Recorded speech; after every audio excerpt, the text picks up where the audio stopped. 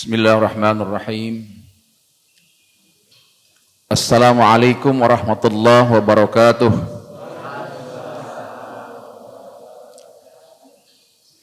Pagi-pagi makan nasi uduk. Pagi-pagi makan nasi uduk. Ada kerupuk digoreng nggak pakai minyak. Saya doain Bapak Ibu yang lagi duduk rezekinya banyak. Bubur kacang pakai salam, pohon kelapa digergaji. Bapak Ibu yang jawab salam, saya doain cepat pergi haji. Mau lagi pantunnya? Cukup dua apa ini? Alhamdulillahi wahdah, nahmaduhu wa nasta'inuhu wa nastaghfiruh, wa na'udzu billahi min sururi anfusina, wa min sayyiati a'malina, may yahdillah فلا مضل له ومن يضلل فلا هادي له. اللهم صل على سيدنا محمد وعلى آله وصحبه أجمعين. أما بعد فيا عباد الله أوصيكم وإياي بتقوى الله فقد فاز المتقون. Sadaqallahul azim wa sadaqa rasulun nabiyil karim wa ala dzalika minasyahidin. Sebelumnya saya mohon maaf kalau saya mesti duduk di kursi ini, Pak. Lebih tinggi sedikit dari bapak-bapak sekalian yang lebih senior. Ya, karena bagaimanapun yang senior mesti dihormati, Pak. Karena senior itu ya kita nggak tahu ya Pak umur ya Pak ya. Siapa tahu Bapak duluan saya belakangan, atau saya belakangan Bapak duluan, nggak tahu kan? Iya Pak. Ya kita berharap mudah-mudahan saudara-saudara kita yang telah mendahului kita diberikan surganya Allah Subhanahu Wa Taala. Setiap ada ngisi kajian di sini, ada beberapa yang duduk di situ Pak itu. Di situ, nyender di situ, sudah mendahului kita. Nyender di situ Pak tuh. Nggak usah pindah Pak, udah situ aja. Menyontohin aja. Yang pernah nyender di situ, sudah mendahului kita gitu. Di situ insya Allah panjang umur Pak. Tapi nggak usah takut Pak. Orang-orang tua ini sekarang trennya nggak meninggal. Anak-anak muda apa yang meninggal tren sekarang ini Pak? Ada orang main pistol-pistolan, meninggal anak muda Pak. Yang muda itu kan. Yang brigadir itu muda itu. Nggak ada yang main kebut-kebutan di jalan pun nggak ada yang aki-aki Pak.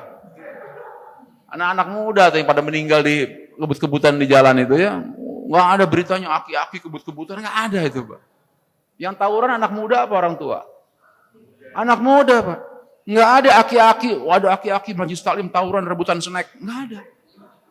Nggak ada. Jadi yang ngetren ini sekarang anak muda Pak yang meninggal Pak ya. Insyaallah dari yang tua kayak kita nih insyaallah Pak. Sebentar lagi Pak ya. Ada 3 WhatsApp nih masuk, saya jawab dulu ya. WhatsApp nih, 3 WhatsApp masuk, mesti dijawab dulu. Bismillahirrahmanirrahim, Pak Ustadz, jadwal Pak Ustadz kapan aja di Alihwan? Ini jawaban. Saya bilang kalau ada minggu lebih. Ya Pak Tri ya, kalau ada minggu lebih, insya Allah saya di sini. Kalau ada minggu lebih, kayak mohon ini. Yang kedua Pak Ustadz mohon jawabannya. Kata almarhum, ini kali menarik nih Pak. Kata almarhum sering disebutkan itu PRI sekarang. Itu hukumnya bagaimana Pak? Almarhum atau Allah yarham itu hukumnya sunnah, bahkan Imam Syafi'i bilang wajib, karena itu adalah doa untuk, catatan Pak ya, orang yang berakidah Islamiyah, artinya orang yang beragama Islam. Sementara seringkali di televisi orang menyebutnya almarhum, sementara dia orang Nasrani. Maka Imam Nawawi berfatwa as-shalah 'alal kuffar wa du'a lahu bil maghfirah haram ya bin nasil Quran wal hadis. Haram menurut Al-Quran dan hadis. Jadi kita tidak boleh menyebut almarhum kepada brigadir fulan. Nggak boleh. Ya, Bapak sering dengar ya? Boleh. Yang paling pas mendiang lah ya, mendiang atau apalah gitu, yang lain banyakkan penggantinya. Haram hukumnya menyebut almarhum kepada orang yang tidak beragama Islam.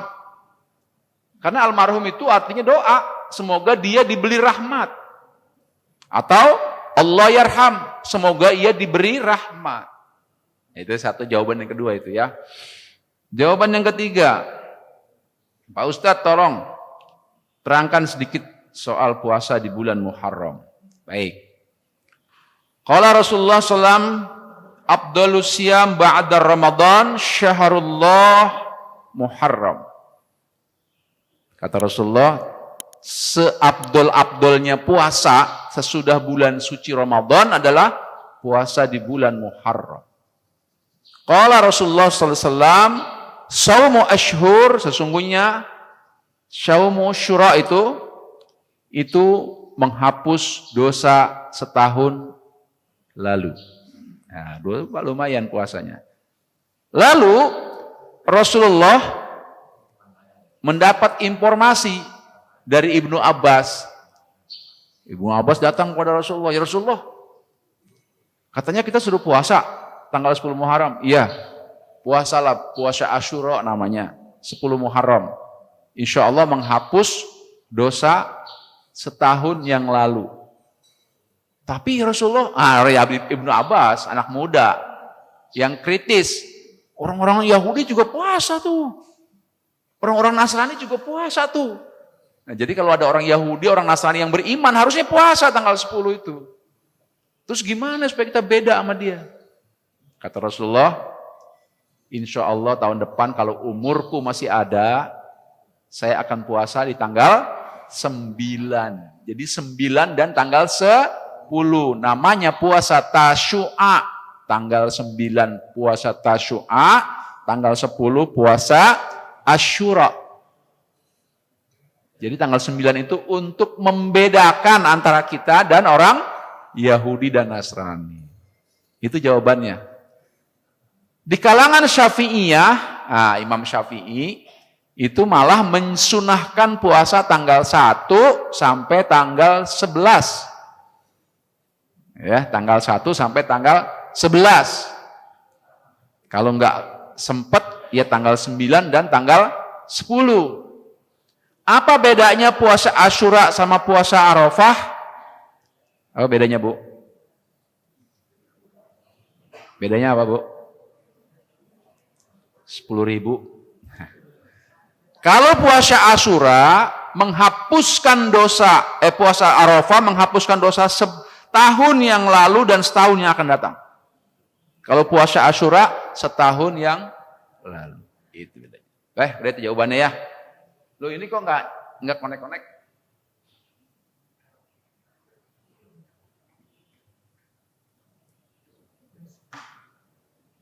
Baik, hari ini kita akan membahas tentang amal jariah dan dosa jariah sebagai muhasabah tahun baru.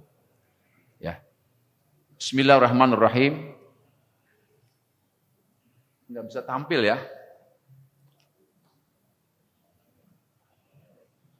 Saya mau menampilkan perjalanan hidup manusia.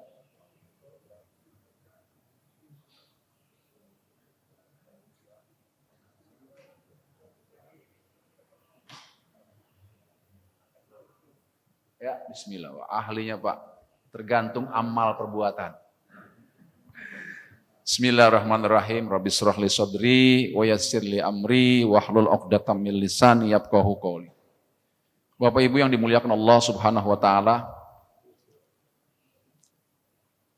manusia itu akan mengalami satu kematian. Dan kematian itu adalah awal perjalanan. Ingat, Imam Ghazali pernah mengatakan dalam Ihya Ulumuddin bahwa kematian itu awal perjalanan kita, Pak. Jadi kalau hari ini umur kita 60, 70, 80 itu belum seberapa, kata Imam Ghazali. Justru perjalanan kita baru dimulai setelah kita wafat, Pak. Tolong perhatikan gambar ini.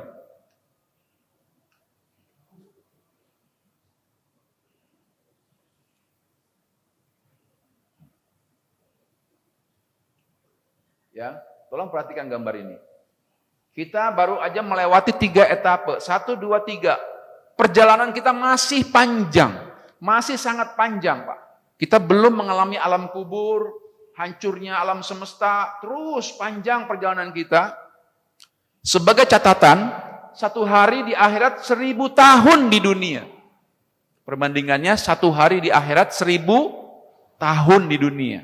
Nah, melalui skema inilah kita perlu bekal, Pak. Kalau ada orang pergi ke Surabaya enggak bawa bekal, itu namanya bondo nekat. Ada orang mau pergi ke ujung pandang enggak bawa ATM, enggak bawa uang, itu nekat namanya. Kita mau meninggal, mau wafat, tidak bawa bekal sedikit pun nekat. Lebih parah lagi, bekal yang kita bawa dosa jariah, Pak.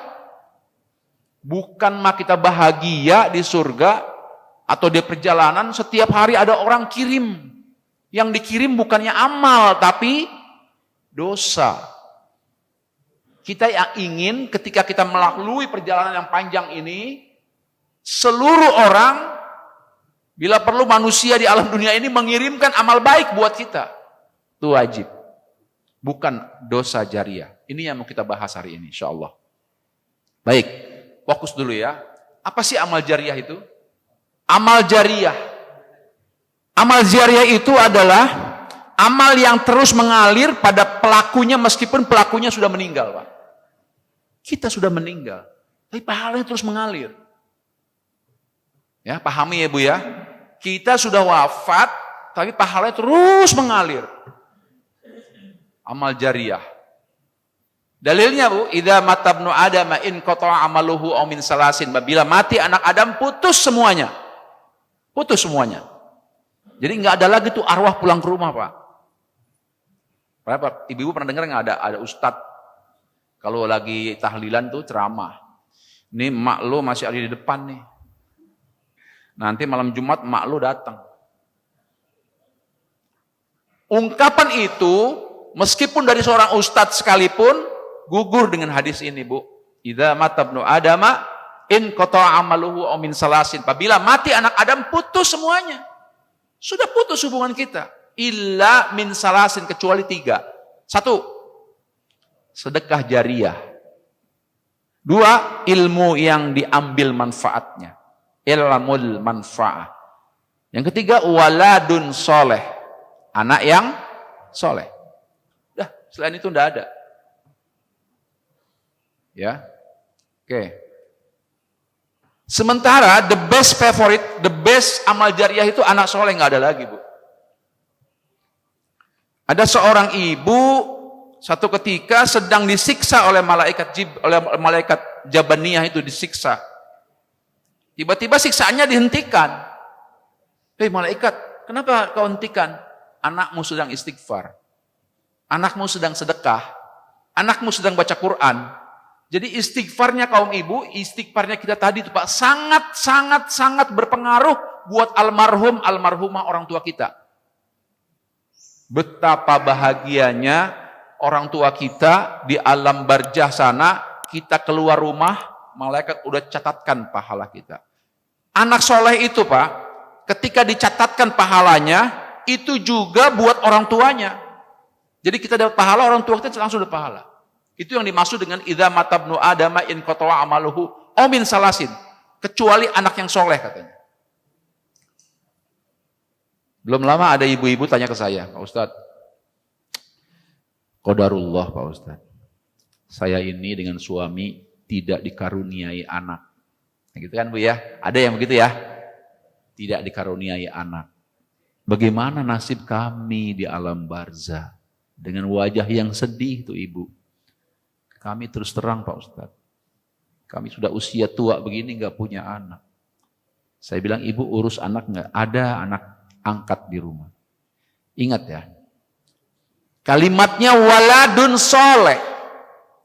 Waladun soleh itu anak yang kau pelihara. Bukan zurriyatun soleh. Kalau zurriyat itu keturunan kita.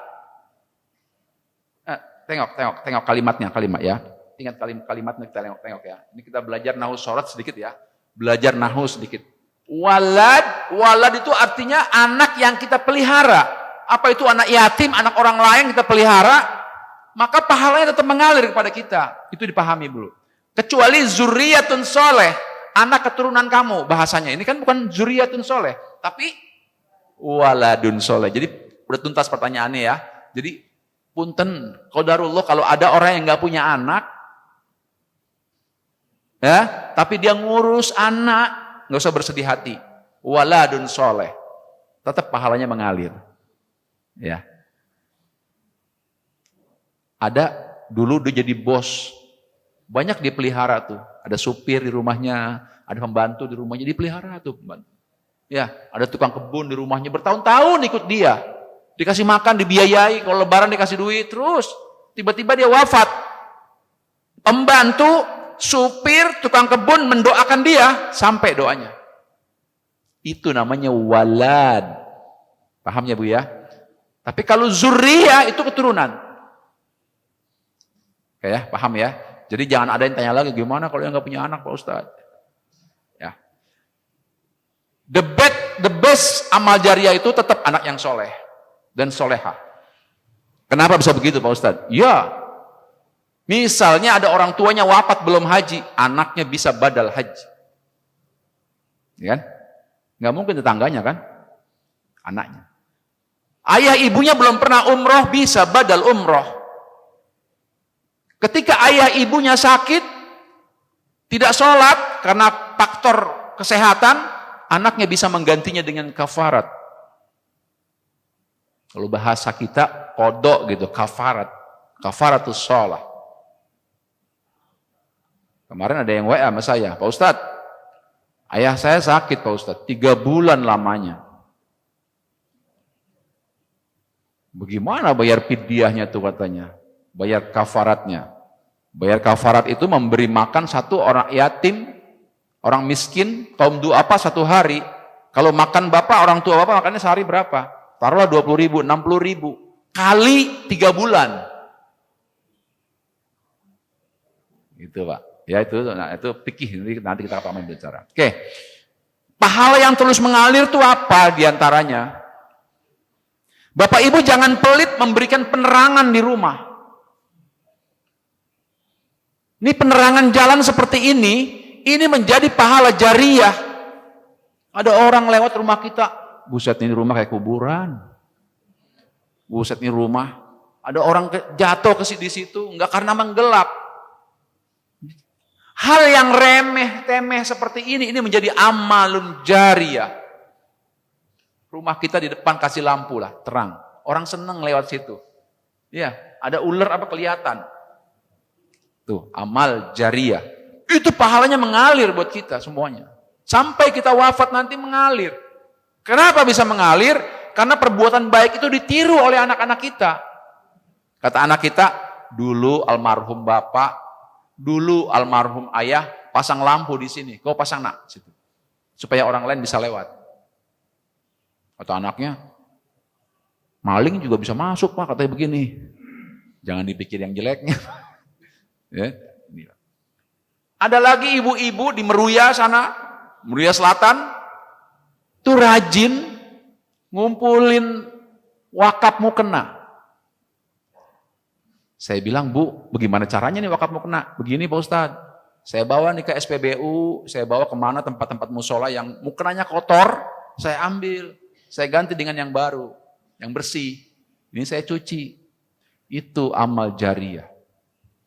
Bayangkan ada ibu-ibu pakai mukena yang sudah wangi. Ibu-ibu kan sering kan ya, kalau lupa bawa mukena, terus sholat di SPBU. Baunya apa itu Bu? Kotor. Mungkin saja ada orang berkeringat. Maka yang paling benar, yang paling sahih adalah, coba gerakan wakaf mukena. Atau kita-kita nih Pak, belilah mukena Pak, di Tanah Abang itu. Taruhlah di mobil kita Pak, barang 3 atau 5 mukena. Saya insya Allah saya juga belum, saya mau mulai itu. Beli, mampir di SPBU, ambil mukena. Atau tambahin situ mukenanya. Atau ambil yang kotor, kasih sama yang jaga toilet itu ya. Ini Mas, ini cuci Mas ya, ini uangnya. Ini yang baru saya taruh. Itu pahalanya mengalir. Tidak seberapa, mengalir tuh pahala. Rasulullah SAW bercerita, satu ketika ada orang yang mau dimasukkan ke dalam surga, bingung, saya nggak punya amal-amal yang baik, nggak punya amal-amal. Tapi dia tidak sadar, waktu dia hidup, dia pernah melakukan amal jariyah. Amal yang terus mengalir. Jangan dianggap remeh nih. Naruh mukena di musola-musola di SPBU, ya, di tempat-tempat keramaian. Badal umroh, tadi sudah saya terangkan, badal umroh. Badal umroh itu membadalkan, mengganti, mewakili orang tua kita. Tapi syaratnya harus umroh dulu. Udah umroh baru. Makanya kalau umroh, kebetulan kalau saya bawa jamaah, biasanya umroh 2 kali. 1 buat dia, nanti umroh lagi buat kedua orang tua atau buat orang tuanya. Atau buat suaminya atau buat istrinya. Ada lagi wakaf Quran. Ini wakaf Quran. Jadi saya ingin memperbaiki mindset kita ya. Mindset kita nih orang Betawi terutama, yang namanya wakaf itu cuma tanah, masjid, 3M lah. Makam, masjid, madrasah. Itu wakaf kalau orang Betawi bilang. Padahal tidak, Pak. Wakaf itu sesuatu yang diberikan, barang yang diberikannya, umurnya bisa lebih panjang dari kita. Di Quran ini, Pak. Kita taruh di masjid. Nah, cuman memang untuk berwakaf ini harus cerdas, Pak. Cari Quran yang bagus, yang hurufnya jelas. Biasanya yang dibaca sama orang yang itu kan, dia pilih tuh. Mana nih yang bagus, mana nih yang hurufnya jelas, ambil. Quran. Wakaf ini amal jariyah, Pak.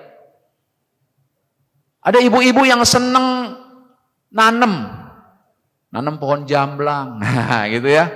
Ada lagi orang seneng nanam pohon belimbing wuluh. Itu kan penting orang masak. Kita sudah meninggal, pohon yang kita tanam masih dimanfaatkan orang, itu menjadi amal jariyah. Kalau pohon duren gini Pak Ustadz, ya apalagi pohon duren. Duren montong Pak Ustadz, apalagi itu. Ya, amal jariyah. Pohon Pak, nanam pohon Ibu ya. Ibu nanam pohon, belimbing wuluh. Atau pohon mengkudu, tahu Ibu mengkudu? Ada nasi goreng mengkudu. Ada orang pagi-pagi mau bikin nasi goreng, aduh ini pakai daun mengkudu enak nih. Dia cari tuh. Ah ini dia. Bu Haji, minta ya. Ambil. Amal jariyah. Sementara kita sudah wafat, terus mengalir itu. Bayangkan, pagi-pagi orang jadi seger makan mengkudu. Di sawah, di Serang ada patungan sawah. Ada 3-4 orang kaya beli sawah. Kasih sama kaum duafa. Patungan sawah dibelikan. Atau namanya lagi wakaf bergilir. Wakaf bergilir itu begini Bu maksudnya. Wakaf itu begini, maksud begini.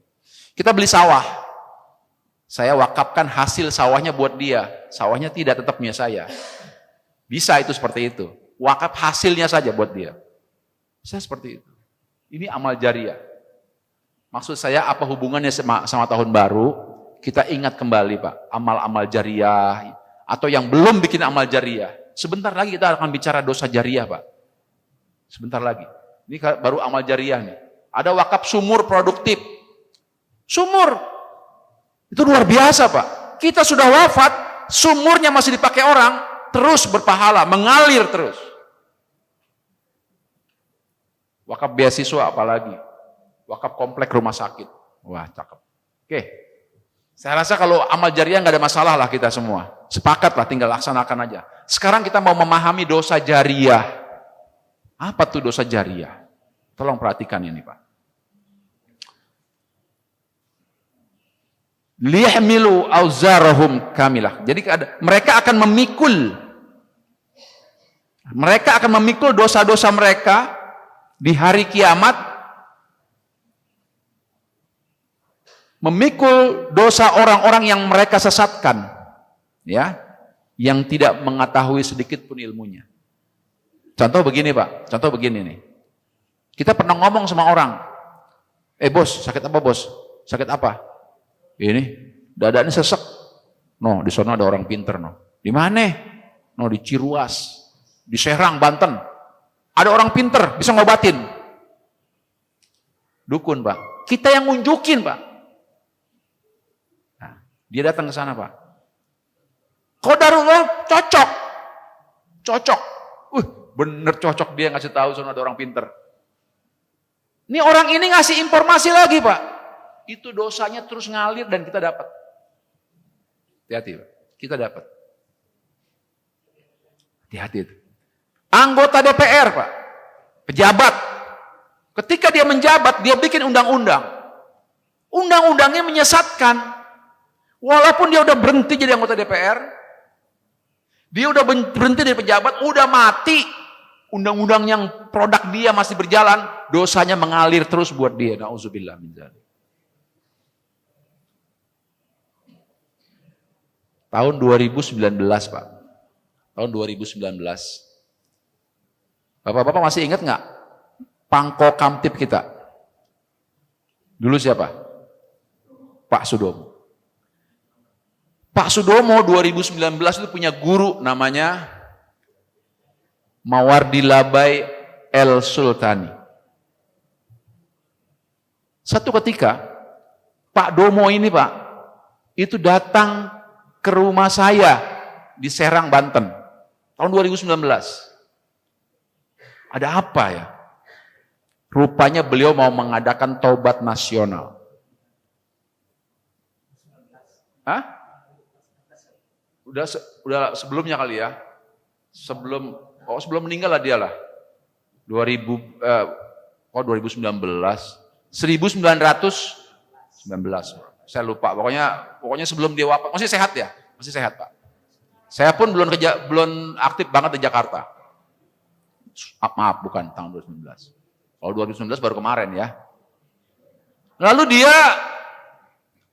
rupanya ketika beliau belajar sama Kiai Haji Mawardi Labai, kata Pak Mawardi, kalau mau bertobat kamu harus muter seluruh Indonesia untuk menghapus dosa jariah kamu. Memang berat, tapi harus dilakukannya gitu. Nah, nanti saya terangkan di belakang. Ada bagaimana taubat dosa jariah. Ya. Lalu Pak Sudomo pinjam masjid saya Pak, di Cikande Serang. Saya boleh nggak masjid? Beliau 4 mobil, 4 Mercy. Saya bilang silakan Pak, untuk apa? Saya bilang, saya mau bicara sama jamaahnya. Oh silakan Pak. Saya pun sibuk, waktu itu di musola Pak. Saya pun sibuk. Sibuk. Saya dipanggil sama stafnya. Dek sini, kamu ketuanya? Iya Pak, saya ketuanya. Bisa nggak nyiapin nasi uduk? Waduh Pak, saya bilang banyak nih orang hadir. Iya dong, nggak apa-apa. Saya panggil 3 tukang nasi uduk. Makan semua itu. Pak Sudomo minta waktu 5 menit aja untuk bicara. Apa yang dia lakukan? Sambil terbata-bata, sambil menangis. Dengan bahasa yang hampir tidak dimengerti lah. Karena beliau menangis. Apa yang dikatakan oleh beliau? Semasa menjadi Kop Kamtib dulu, saya mungkin orang paling kejam dan membenci umat Islam.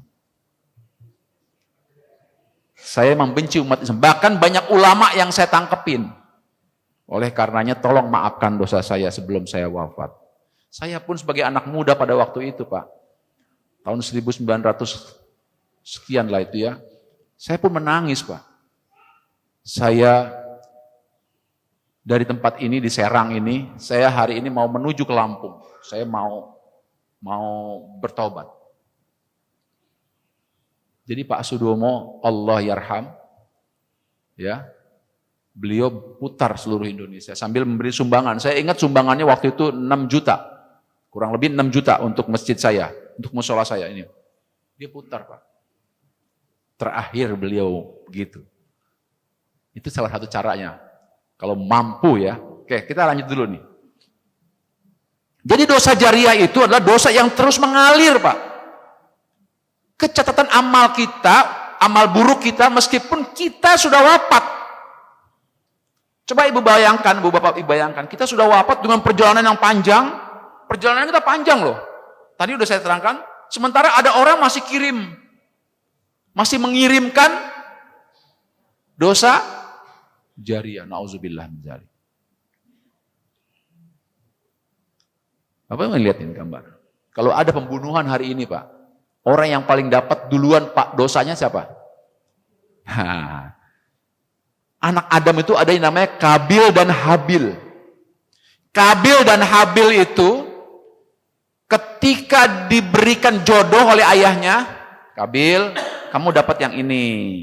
Jadi ada silang, Pak. Jadi si Kabil punya adik perempuan, Habil lahir punya adik perempuan. Nah, adik yang di bawah si Habil untuk si Kabil, adiknya si Kabil untuk si Habil. Apa si Kabil bilang? Enakan dia. Dia mah bening tuh katanya. Jadi zaman dulu cemburu udah ada tuh, Pak. Dia mah bening. Giliran gue dapat yang burak begini katanya. Yalah. Gimana caranya nih? Dibunuh si Habil, Pak. Si Habil dibunuh. Kalau ada pembunuhan hari ini, Pak, itu meniru si Kabil, anaknya Nabi Adam, dan yang paling dapat investasi dosanya siapa? Kabil. Tidak ada satu jiwa yang terbunuh secara zalim, melainkan anak Adam yang pertama kali membunuh akan mendapatkan dosa karena pertumpahan darah itu. Itulah hadis dari Bukhari Muslim tentang dosa jariah. Coba kita ingat-ingat apa di tahun baru ini kita muhasabah, apa ya dulu yang pernah saya perbuat, yang saya belum minta maaf, mungkin sama tetangga, mungkin sama keluarga yang sempat menyakitkan hati dia. Al-yanqusu min auzarihim syai'in. Siapa yang mempelopori satu kebiasaan yang buruk dalam Islam? Hati-hati nih, Pak. Bapak terutama ya, sebagai kepala rumah tangga, biasa pakai celana pendek di rumah. Lalu ditiru sama anak kita, Pak. Kita udah wafat. Anak kita, ayolah, bapak juga sering pakai celana pendek, dosanya mengalir buat kita. Ibu seringkali buka jilbab atau tidak pakai jilbab. Ditiru oleh anak-anak wanitanya sampai ibu wafat. Dulu emak juga nggak pakai jilbab, nggak apa-apa, nggak ada yang merkosa. Dosanya terus mengalir buat kita. Oleh karenanya hati-hati berbuat baik di rumah. Hati-hati berbuat buruk di rumah. Salah satu keburukan yang seringkali dibuat oleh kita dan akan terus mengalir. Kita biasa berdahak, tahu berdahak, Pak? Kalau orang Betawi bilang kekoek. Ya. Di depan rumah, kita tidak sadar, Pak. Ada tetangga kita yang lagi makan. Kenapa sih kalau kekoek, apa sih namanya? Berdahak itu enggak di toilet. Ya. Kita buang itu. Terus ada lalat ke situ, terbang ke makanan orang lain, entah siapa ke makanan siapa. Orang itu jadi sakit. Kita belum sempat minta maaf sama dia. Dosa jariah itu. Makanya ada hadis, kalau kamu berdahak kata Rasulullah tutup dengan pasir. Ada hadis seperti itu. Itu perbuatan-perbuatan kecil yang sering kita perbuat menjadi dosa jariah. Urusan membuka aurat itu bukan urusan perempuan saja, bukan urusan ibu-ibu saja. Bapak-bapak ini sering. Aurat bapak itu dari mana, Pak? Dari pusar, atas pusar, dan bawah. Artinya pakai celana pendek itu haram hukumnya, Pak. Saya ingatkan, Pak, olahraga jangan pakai celana pendek, Pak. Ditiru oleh anak-anak kita, pahala dosanya mengalir buat kita.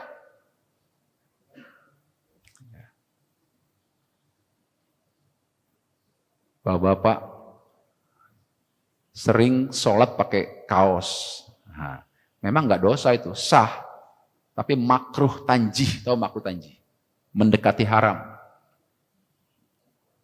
Pakailah baju yang ada ayatnya kan, kalau kau masuk masjid, maka pakailah pakaian yang baik.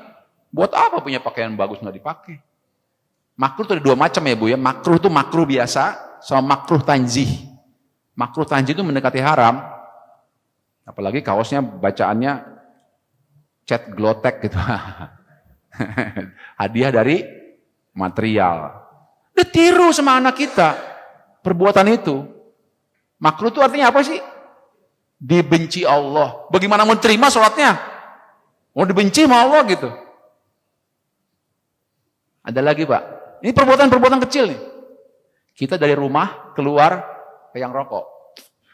Yang rokok, rokoknya dibuang masuk masjid. Rasulullah bilang, Pak, kalau kamu masuk masjid, kamu bersiwak dulu.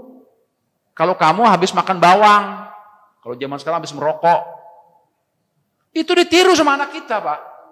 Kita udah ninggal, kata temennya, lu kayak babe lu aja, kenapa? Mau ngerokok, mau ke masjid ngerokok dulu, ih babe gue begini, iya. Dosa ngalir, Pak, dosa jariah namanya. Hati-hati itu. Di dalam surat Yasin ada, Bu, ayat 12, Inna nahnu nuhyil mauta wa naktubu ma qaddamu wa asarohum. Ada kalimat wa asarohum, ada kata wa asarohum. Dosa jariah itu dosa orang yang meninggalkan bekas-bekas dosanya. Itu dosa jariah, hati-hati. Ya, hati-hati, Bu. Kayak macam ibu-ibu nih ya, itu pakai pakaian jilbab, kalau bisa, Bu, di dalam rumah maupun di luar rumah. Karena seringkali rumah kita dimasukin oleh satu tetangga saat kita tidak berjilbab. Kata Rasulullah, barang siapa seorang ibu yang rambutnya selembar saja terlihat oleh orang yang bukan muhrimnya, maka satu jilatan api neraka. Orang lain, sepupu kita, apalagi anaknya sepupu kita, apalagi mantu kita, hati-hati, Bu. Ya. Ini saya lagi ngomong begini nih, biar istri saya dengar, Bu. Sekalian mendakwahkan istri saya. Istri saya ada hadir nih, Bu. Biar dengar ya, nggak apa-apa. Namanya watawasobil haq, watawasobi sabar. Pakailah, jangan sampai kelihatan rambut itu. Ya. Mengajak melakukan maksiat, share berita maksiat. Itu bahaya sekarang, Pak. Nge-share berita maksiat, kalau sekali nge-share itu udah berapa yang terima itu? Terus di-share lagi, gitu kan? Di-share lagi, apalagi gambar-gambar bokep. Tahu bokep? Wah, hati-hati tuh, share lagi. Apalagi berita-berita hoak. Kita sudah meninggal, jejak digital itu nggak hilang itu, Pak. Jejak digital itu, Pak. Inspirasi pagi yang setiap pagi saya kirim, mudah-mudahan ini jadi amal jariah ya. Inspirasi pagi yang saya kirim, ini jejak digitalnya luar biasa, Pak. Jejak digital itu panjang sekali itu. Apalagi perbuatan hoak, perbuatan buruk. Itu jejak digitalnya panjang. Ya. Oke ya. Lanjut ya. Dosa jariah lagi nih, Pak. Buang sampah. Ini dosa jariah, Pak. Kita belum wafat, sering buang sampah sembarangan, dikerubunin lalatnya pergi kemana-mana, kena makanan orang sakit gara-gara kita belum minta maaf. Kita udah meninggal. Dosanya terus mengalir pada kita. Itulah kenapa agama kita melarang membuang sampah sembarangan.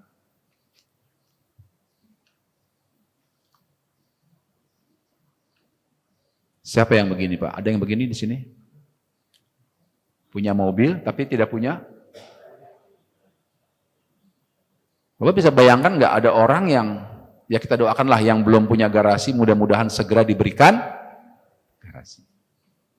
Gara-gara mobil kita ada orang susah mau lewat. Ada orang mau ke dokter lama gimana gara-gara mobil ini. Dia sakit. Bisa jadi meninggal. Gara-gara kita. Kecuali di jalan-jalan kecil di dalam mungkin yang nggak mengganggu, silakan aja lah. Maksudnya yang mengganggu ini, Pak. Hati-hati, Pak. Jadi perbuatan-perbuatan itu menjadi dosa jariah buat kita. Apa yang kita lakukan menjadi mengalir terus dosa itu, Pak. Sementara perjalanan kita tadi 1 hari di dunia 1000 tahun. 1 hari di akhirat 1000 tahun. Panjang juga. Tadi tinggal berapa lagi tuh perjalanan kita? Pasti panjang perjalanan kita. Jangan juga kita dikirimin dosa-dosa jariah. Na'udzubillah min dzalik. Termasuk berita-berita ini, termasuk ini, ya, memberikan, mengunjukin orang supaya berbuat dosa jariah. Oke. Lalu bagaimana cara taubatnya? Nah, apa yang dilakukan oleh Pak Sudomo? Betul memang. Tapi sulit rasanya kalau kita mesti keliling. Kebetulan kalau beliau mungkin perbuatannya berdampak nasional ya. Pantaslah kalau Kiai Haji Mawardi Labai Al-Sultani sebagai guru spiritualnya beliau memberikan nasihat seperti itu. Wa innamal amalu bil hawatim. Ingat itu. Sesungguhnya setiap amal tergantung pada akhirnya. Allah tidak melihat siapa kita dulu. Tolong diperhatikan Pak ya. Allah tidak melihat siapa kita dulu, tapi Allah melihat siapa kita hari ini. Allah tidak melihat siapa kita dulu, tapi Allah melihat siapa kita hari ini. Allah tidak melihat siapa kita dulu, tapi Allah melihat siapa kita hari ini. Siapa yang nggak kenal Umar bin Khattab? Pembunuh, pemabuk. Tapi dia bertaubat. Ya, siapa yang tidak kenal dengan sahabat-sahabat yang dulu pembunuh? Umar bin Khattab itu pembunuh Pak, pemabuk, tapi dia bertobat. Jadi Allah nggak lihat tuh siapa kita dulu. Allah nggak lihat siapa kita dulu Pak.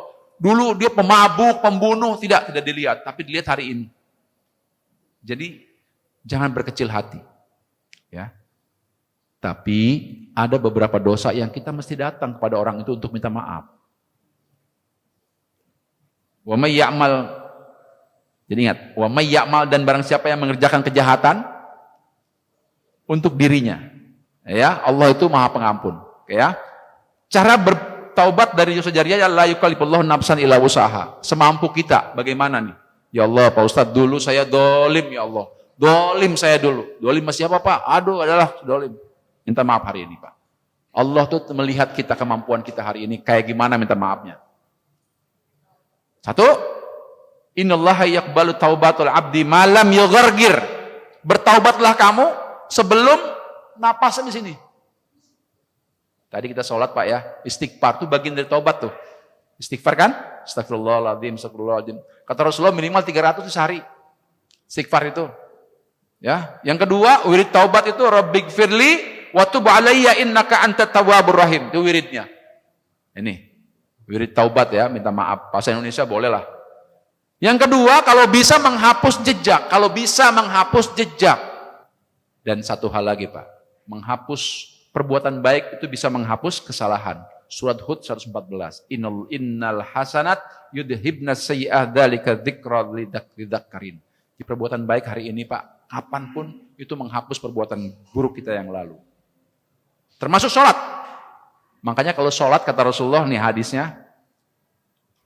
Tahukah kamu kata Rasulullah, orang yang pergi sholat itu, dosa-dosanya taruh di pundak. Maka perpanjanglah ruku, perpanjanglah sujud, supaya dosa-dosa itu berjatuhan. Wallahu alam bisawab. Ya. Ini ada dua hadisnya. Ya, ruku dan sujud gugurkan dosa. Hadisnya sahih. Yang ketiga, jangan lupa berteman sama orang soleh. Jangan lagi berteman sama pemabok. Jangan lagi berteman sama orang yang senang judi. Berteman dengan orang soleh. Ini teman-teman kita berorang soleh. Ada materi saya. Bertetangga di dunia, bertetangga di surga. Insya Allah. Ya. Baik, Pak. Kita bisa berdialog. Mudah-mudahan materi dosa jariah ini mengawali tahun baru. Kita bisa menghentikannya. Taubat dari sekarang, malam yughargir, sebelum nyawa kita keluar dari yughargir. Yughargir ini artinya tenggorokan. Wallahu a'lam bishawab.